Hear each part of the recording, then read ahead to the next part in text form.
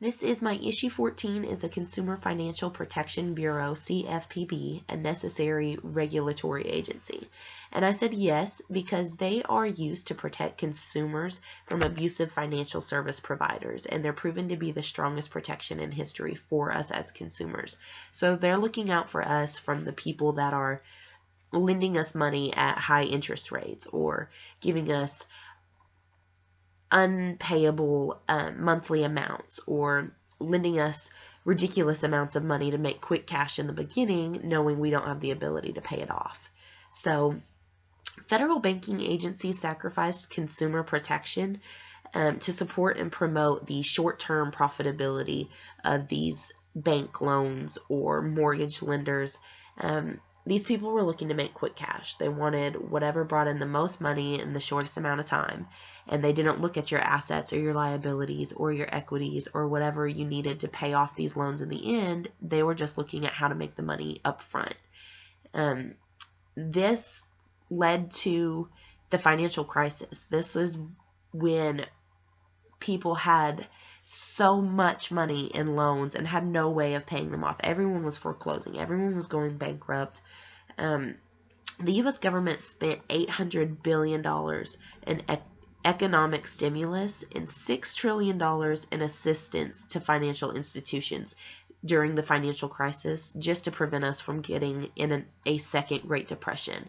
So these short-term profitability-minded bank loans is what could end us up in the Great Depression, in another financial crisis. It took advantage of us as consumers, and it hurt the economy as a whole. The CFPB must analyze costs and benefits to consumers, financial service providers, and businesses before they can regulate and issue out any more rules. So they are taking into consideration how these new rules and laws affect us as consumers, affect the financial service providers, as well as other businesses. I think that's a great quality because they have to take these things into consideration before they can pass a law that would affect us negatively. There's also significant evidence showing an increase in safety and soundness of consumer protection since CFPB has been initiated, and I think that's a big deal. That says a lot about the CFPB. And the Consumer Financial Protection Bureau has a clear mandate to protect consumers from unfair, deceptive, abusive, or discriminatory practices. On the other side of the argument for no, there's no evidence that links failures in consumer protection to the financial crisis. So there's no evidence showing that the lack of protection for us as consumers is what directly led to the financial crisis. Also, the CFPB, their duties could have been allocated to an existing firm already, an existing organization to take care of these things, someone who already had expertise in consumer protection issues. I agree with that because if there was already somebody who has the knowledge needed to protect us as consumers and to regulate the proper way of conducting business with a consumer through these big money lendings, but instead they just made an entire new organization for it instead of allocating those responsibilities to an existing one. So I understand that as in the no aspect.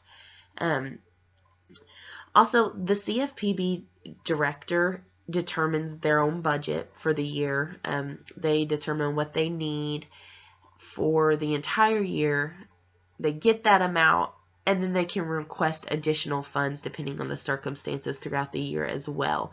So really there's no budgetary oversight for the CFPB. There's no one regulating their yearly budget or what they get each month or what they get in expenses. The CFPB director is doing that all himself. He's making his own decisions for his own money pretty much. Also, a single director, whenever they are appointed, they are in that position for 5 years, and they are only removable for inefficiency, neglect of duty, or malfeasance in office. So that's 5 years.